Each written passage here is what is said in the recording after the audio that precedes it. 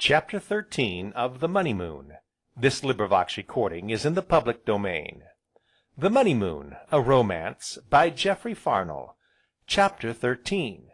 How Anthea Came Home. "Lord!" said Adam, pausing with a chair under either arm. "Lord, Mr. Bellew, sir, I wonder what Miss Anthea will say." With which remark, he strode off with the two chairs to set them in their accustomed places. Seldom indeed had the old hall, despite its many years, seen such a running to and fro, heard such a patter of flying feet, such merry voices, such gay and heartfelt laughter. For here was Miss Priscilla, looking smaller than ever, in a great arm chair whence she directed the disposal and arrangement of all things, with quick little motions of her crutch stick. And here were the two rosy-cheeked maids, brighter and rosier than ever, and here was comely Prudence, hither come from her kitchen to bear a hand, and here, as has been said, was Adam, and here also was Bellew, his pipe laid aside with his coat, pushing and tugging in his efforts to get the great sideboard back into its customary position. And all, as has also been said, was laughter and bustle, and an eager haste to have all things as they were, and should be henceforth, before Anthea's return. "Lord!" exclaimed Adam again, balanced now upon a ladder, and pausing to wipe his brow with one hand, and with a picture swinging in the other. "Lord! Whatever will Miss Anthea say, Mr. Bellew, sir?" "Ah!" nodded Bellew thoughtfully, "I wonder." "What do you suppose she'll say, Miss Priscilla, ma'am?" "I think you'd better be careful of that picture, Adam." "Which means," said Bellew, smiling down into Miss Priscilla's young bright eyes, "that you don't know." "Well, Mr. Bellew, she'll be very glad, of course. Happier, I think, than you or I can guess, because I know she loves every stick and stave of that old furniture, but " "But," nodded Bellew, "yes, I understand." Mr. Bellew, if Anthea, oh God bless her dear heart, but if she has a fault, it is pride, Mr. Bellew, pride, pride, pride, with a capital P." "Yes, she is very proud." "She'll be that happy-hearted," said Adam, pausing near by with a great armful of miscellaneous articles, "and that full o' joy as never was, Mr. Bellew, sir." Having delivered himself of which, he departed with his load. "I rose this morning very early, Mr. Bellew, oh, very early," said Miss Priscilla, following Adam's laden figure with watchful eyes. "Couldn't possibly sleep, you see, so I got up, ridiculously early, but bless you, she was before me." "Ah!" "Oh dear, yes, had been up, hours, and what do you suppose she was doing?" Bellew shook his head. "She was rubbing and polishing that old sideboard that you paid such a dreadful price for, down on her knees before it, yes she was, and polishing, and rubbing, and crying all the while. Oh dear heart, such great big tears, and so very quiet. When she heard my little stick come tapping along, she tried to hide them, I mean her tears, of course, Mr. Bellew, and when I drew her dear, beautiful head down into my arms, she tried to smile. 'I'm so very silly, Aunt Priscilla,' she said, crying more than ever, 'but it is so hard to let the old things be taken away. You see, I do love them so.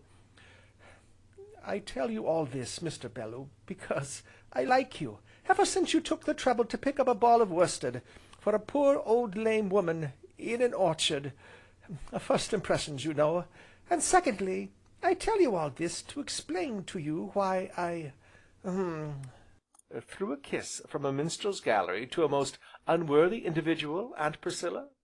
Threw you a kiss, Mr. Bellew, I had to, the sideboard, you know, on her knees, you understand?" "I understand." "You see, Mr. Bellew, sir," said Adam at this juncture, speaking from beneath an inlaid table which he held balanced upon his head, "it ain't as if this was just ordinary furniture, sir. You see, she kinder feels as it be all part o' Dapplemere Manor, as it used to be called, it's all been here so long, that them chairs and tables has come to be part o' the 'ouse, sir. So when she comes, and finds as it ain't all been took, or as you might say, vanished away, why, the question as I asks you is, what will she say? Oh Lord!"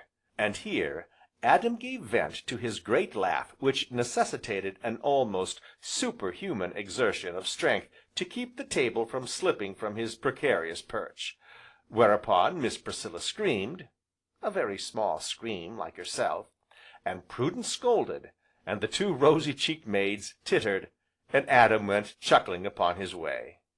And when the hall was once more its old familiar, comfortable self, when the floor had been swept of its litter, and every trace of the sale removed, then Miss Priscilla sighed, and Bellew put on his coat.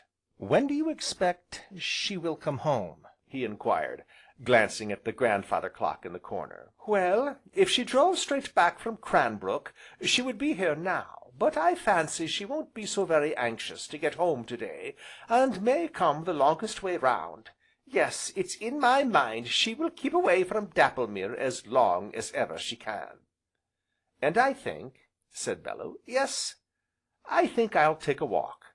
I'll go and call upon the Sergeant." "The Sergeant!" said Miss Priscilla. "Let me see, it is now 5:45, it should take you about 15 minutes to the village, that will make it exactly 6 o'clock.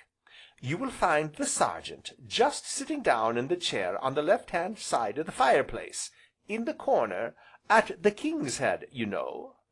Not that I have ever seen him there, good gracious, no, but I happen to be acquainted with his habits, and he is as regular and precise as his great big silver watch, and that is the most precise and regular thing in all the world. I am glad you are going," she went on, "because to day is, well, a day apart, Mr. Bellew. You will find the Sergeant at the King's Head until 7:30. "Then I will go to the King's Head," said Bellew.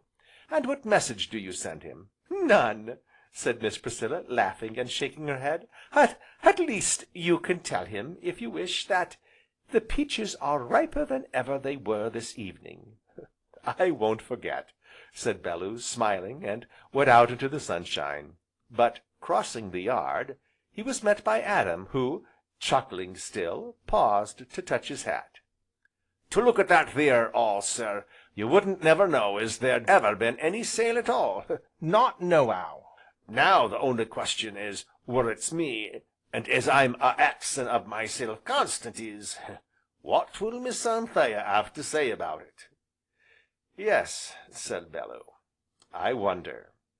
And so he turned, and went slowly across the fields.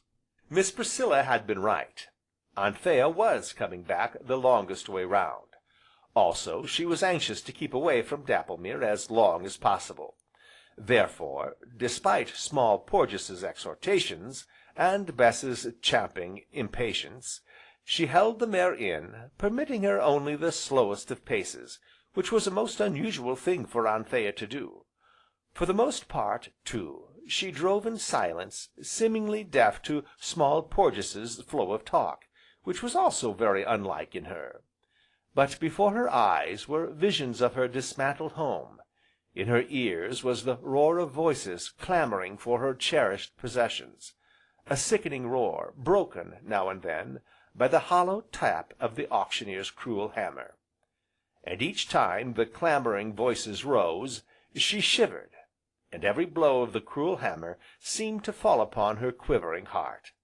Thus she was unwontedly deaf and unresponsive to Small Porges, who presently fell into a profound gloom in consequence, and thus she held in the eager mare who therefore shied, and fidgeted, and tossed her head indignantly.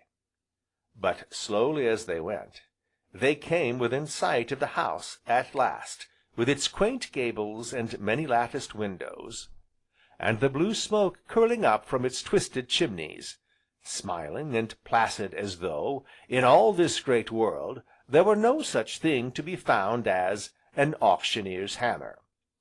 And presently they swung into the drive, and drew up in the courtyard, and there was Adam, waiting to take the mare's head, Adam as good-natured and stolid as though there were no abominations called, for want of a worse name, sales. Very slowly, for her, Anthea climbed down from the high dog cart, aiding Small Porges to earth, and with his hand clasped tight in hers, and with lips set firm, she turned and entered the hall. But upon the threshold she stopped, and stood there utterly still, gazing, and gazing upon the trim orderliness of everything. Then, seeing every well-remembered thing in its appointed place, all became suddenly blurred, and dim, and, snatching her hand from Small Porges's clasp, she uttered a great, choking sob, and covered her face. But Small Porges had seen, and stood aghast, and Miss Priscilla had seen, and now hurried forward with a quick tap tap of her stick. As she came, Anthea raised her head, and looked for one who should have been there but was not. And in that moment, instinctively she knew how things came to be as they were, and because of this knowledge, her cheeks flamed with a swift burning colour, and with a soft cry, she hid her face in Miss Priscilla's gentle bosom. Then, while her face was yet hidden there, she whispered, tell me all about it." But meanwhile, Bellew, striding far away across the meadows, seeming to watch the glory of the sunset, and to hearken to a blackbird piping from the dim seclusion of the copse a melodious good bye to the dying day, yet saw, and heard it not at all, for his mind was still occupied with Adam's question. What would Miss Anthea say? Chapter XIII.